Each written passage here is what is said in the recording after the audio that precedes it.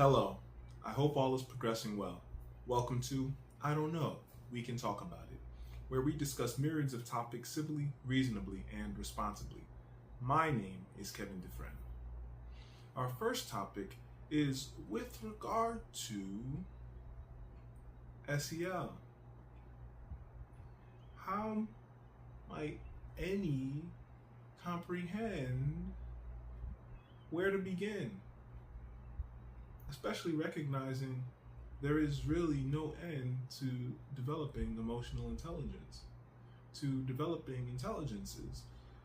So the article is engaging with a measure which may be of assistance in an educational environment, so individuals are able to monitor and address how to become more emotionally intelligent, how to become more in tune emotionally, especially with regard to being in an educational environment.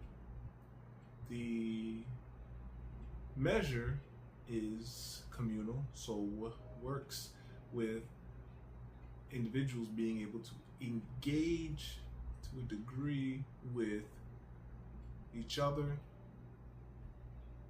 And the article is really touching base on the importance of human-to-human connection.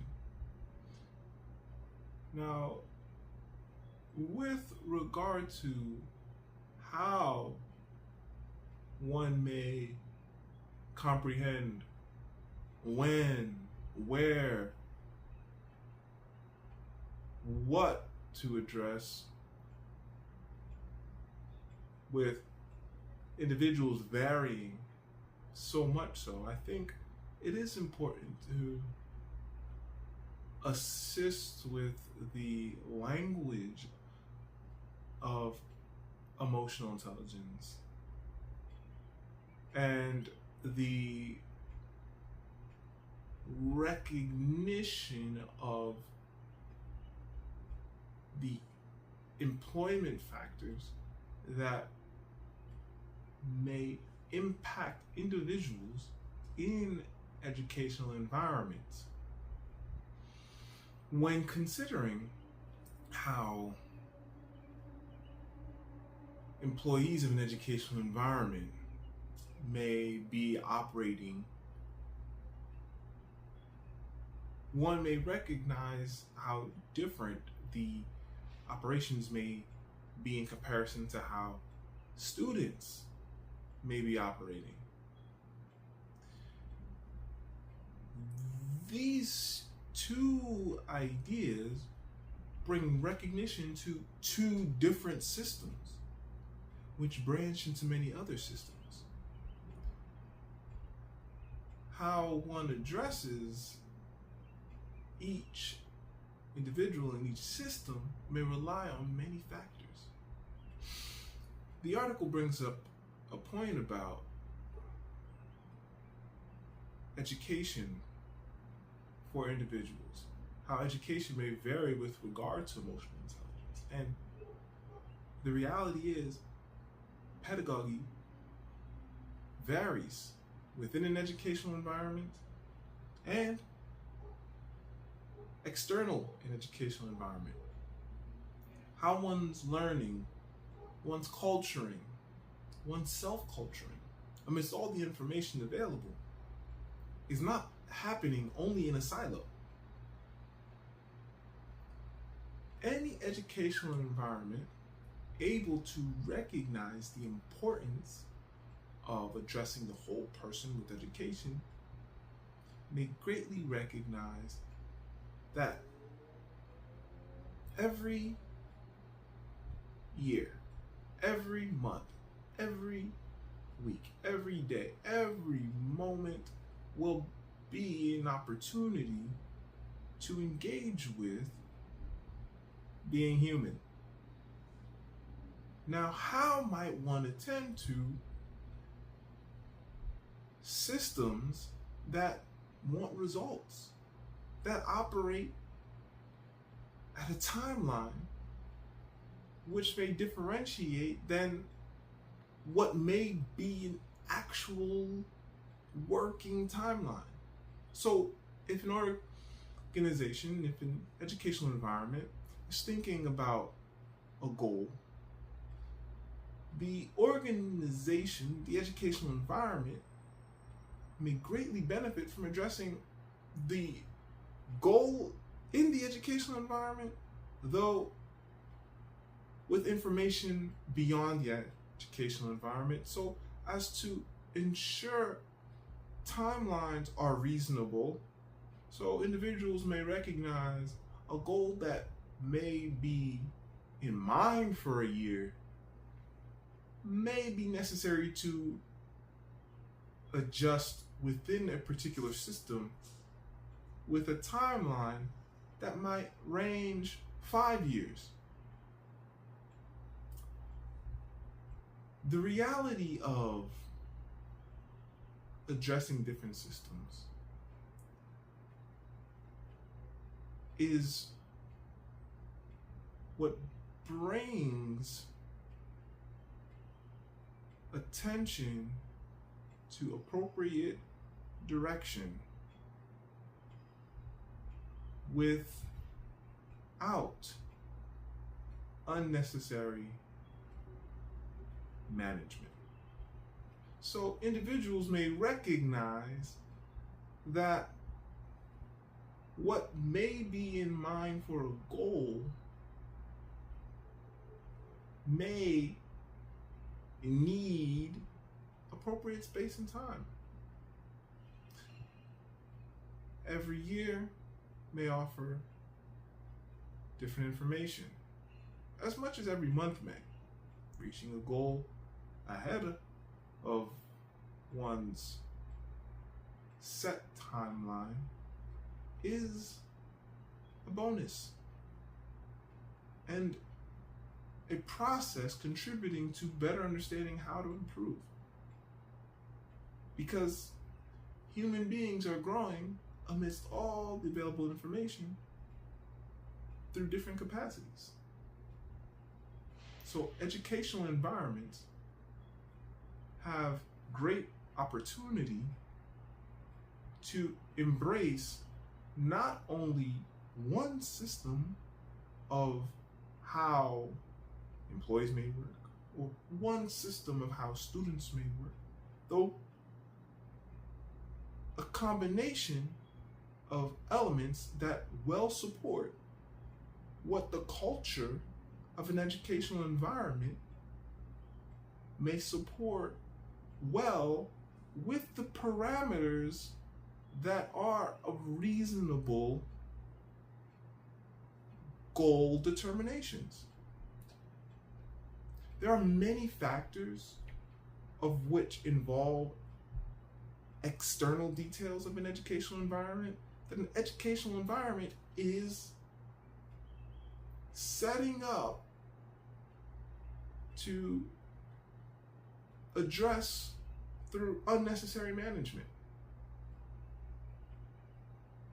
Whereas there are external factors that may actually directly be a part of what an educational environment may control that need necessary management. For example, school safety is of necessary management. Addressing health factors in school that may pertain to behaviors in school, in an educational environment, require necessary management. There are many areas of an educational environment that require necessary management. Anything that is external to an educational environment that is really out of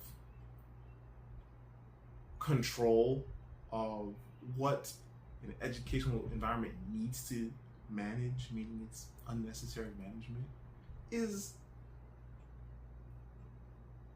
to receive the appropriate channeling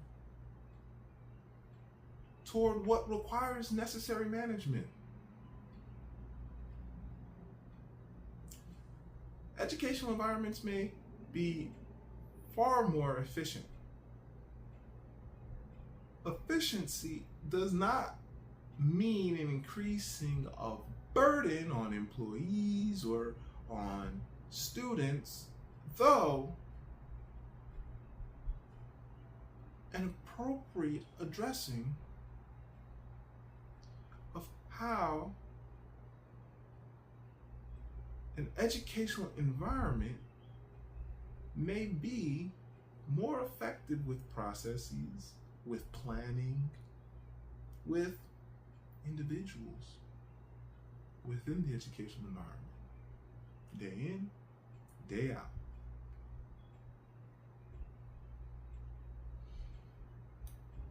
Our next topic is with regard to paraprofessionals. The article brings about salaries, wages, elements of working as a paraprofessional in an educational environment that are important to recognize. Not only of the circumstances within an educational environment, though the economic circumstances that are extremely impactful to what an educational environment may offer.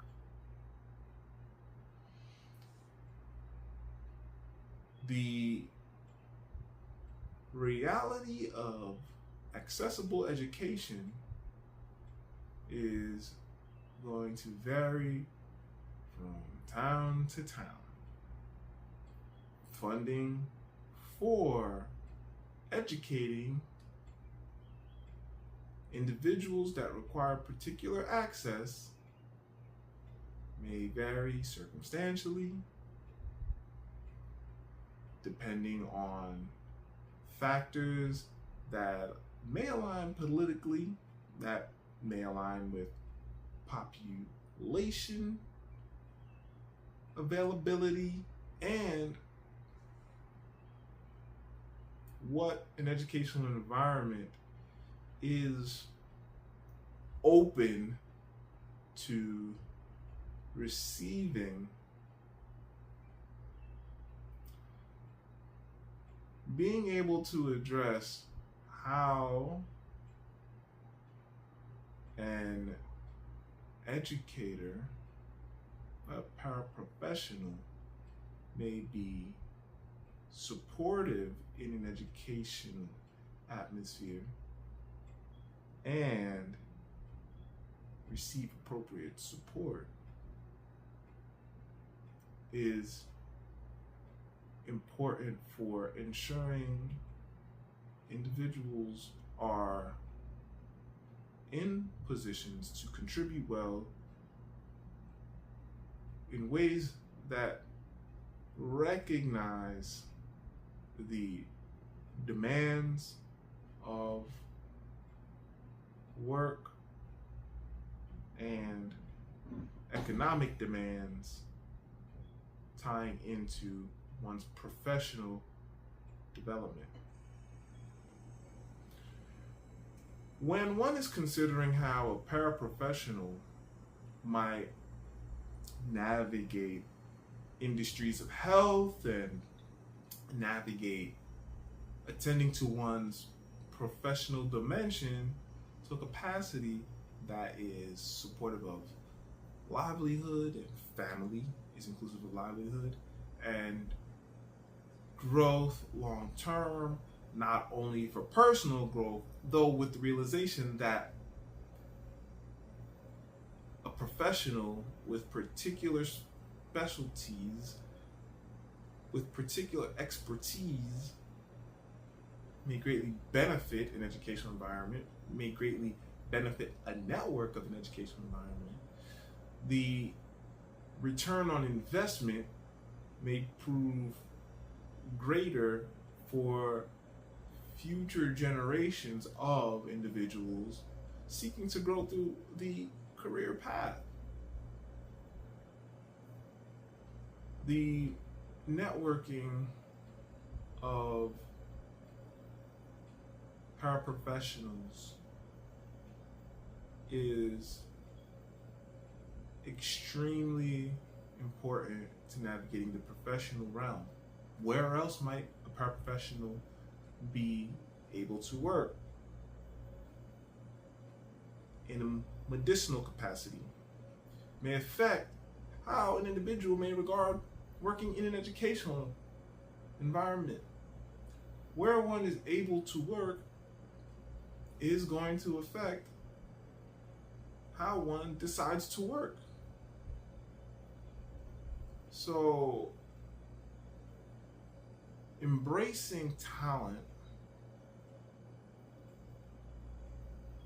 that may operate of special design is extremely important, especially when an educator may be in a space of many individuals that all have different needs, all have different abilities, no diagnoses, and are at growing stages of life where the educator might be trying to wonder what is going on with the brain functioning, what is behavioral, what is neurological, what else is possible to do to ensure these individuals grow to be wholesome, functioning, efficient, external and educational environment. And the outcomes may vary greatly and widely. Surprisingly, though, the respect of each professional and educational environment, especially in economically supportive ways, recognizing skills, recognizing that even if an educator might be capable of handling an entire classroom, an individual or so may prove to be quite different to manage, depending on personal circumstance. So, addressing paraprofessionals in protective, supportive ways is extremely important and beneficial to educational environments and other medicinal environments, other industrial environments, other types of organizations that may benefit from having paraprofessional support, paraprofessional expertise.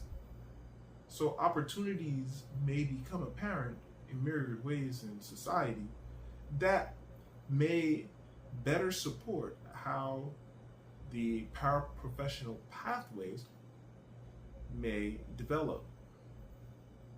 So individuals are able to approach the paraprofessional realm with a wider scope, even with acute attention.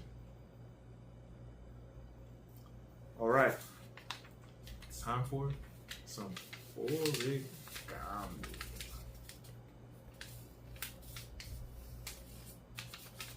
I have here squares, sheet,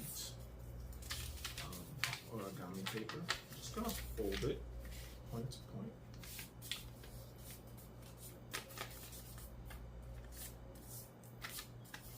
And open it. And now what I'm gonna do is I'm actually gonna fold over just a little bit. So as you can see, there's a little bit of gap there. And then I'm going to fold back just a little bit so I can have somewhat of two even long lines. And here, I'll fold this one just to meet it. So right now, actually, I'm pretty good, actually. So I have my 3 lines. It's really what I'm looking for. 3 lines, okay? Now from here, I also have to make sure I do a very important fold, which is to fold each point to the center. So I fold it to the center, and I fold the other to the center. When I say each point, just the 2 that are facing the center as so. Then I'm gonna fold them up to meet again.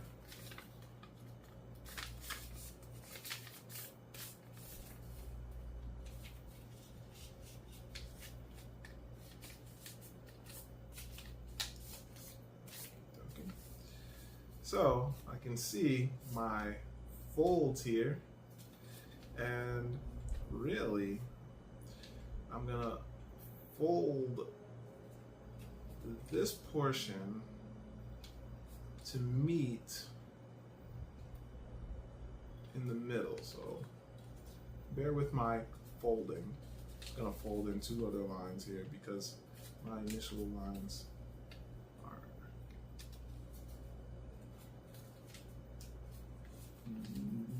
not of that original fold.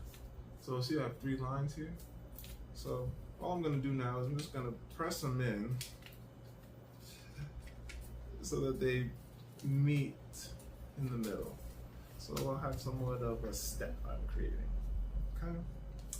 Feel free to follow the directions in the link in the summary. So I'm just gonna fold this in so it meets it. Okay. Good stuff. So next, I'm gonna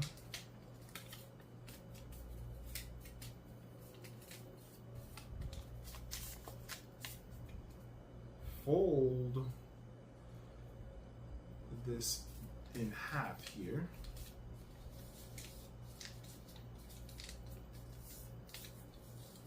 Okay. So I fold it down in half, as you can see that? Fold it down in half. And what I'm gonna do is now, I'm gonna just open this portion up a bit here. I have to fold in, so it's just here. I'm just gonna have to fold in a little bit to get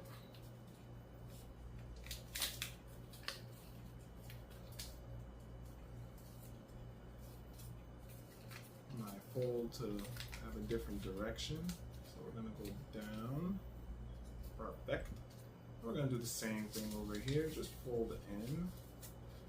I'm getting pretty good here. So it's matching. So I'm gonna fold in, open it a little bit. And I'll just fold it down. Okay. Good. Now from here, you're gonna open it a bit. Okay. Open it so you can see its force. And after, we're just gonna take this portion up, fold it up in here. Very nice, very easy. And take this portion up. I'm just gonna fold it up.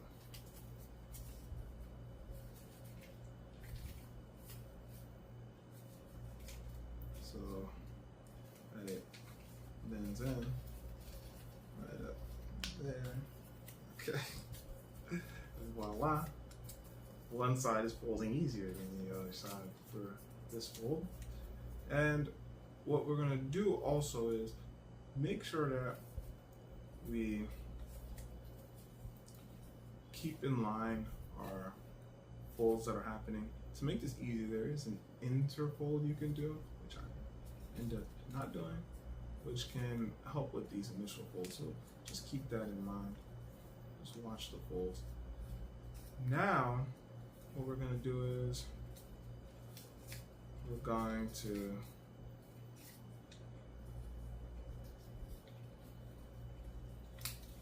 open up. Let's fold each way here. Okay. And then bring the same up here. Just gonna open up each fold up here. Okie dokie.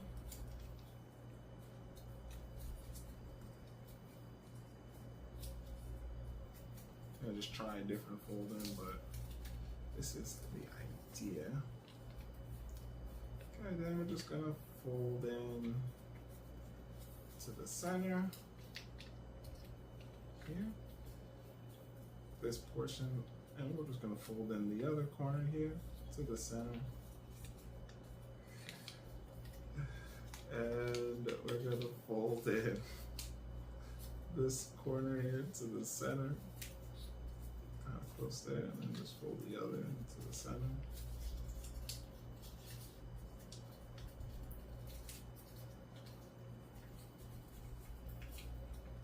Okay, I'll make some little adjustments in here, but what we then have,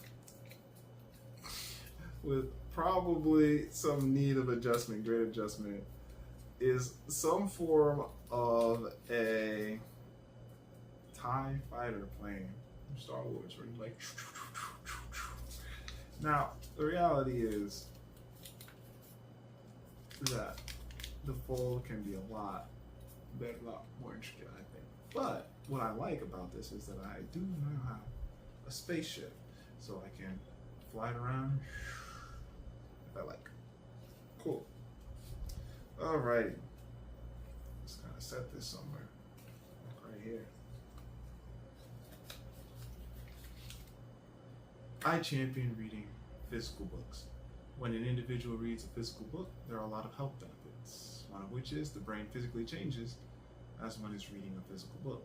All this connects to the science of spatial development.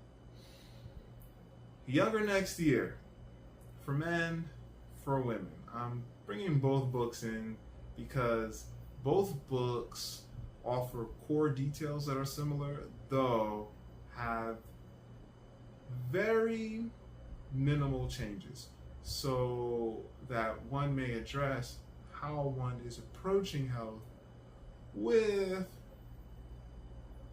personality commentary from the author. Now, there are multiple authors, though one of the authors, the advocate, the spokesperson, the megaphone, really pushing in a supportive, informational direction is Mr. Crowley. And the medicinal officers, these authority figures have their voices in a consistent manner throughout both texts, with the recognition of the importance of exercising and eating well. Particularly, the text is a strong push for encouraging people to address changes in time, to address beliefs that might be affecting individuals, bringing them to attend to their health in ways that might not align with modern research and development. So individuals embrace being active, physically active, learning lifelong, eating well, enjoying each other's company well, however that might be, healthfully.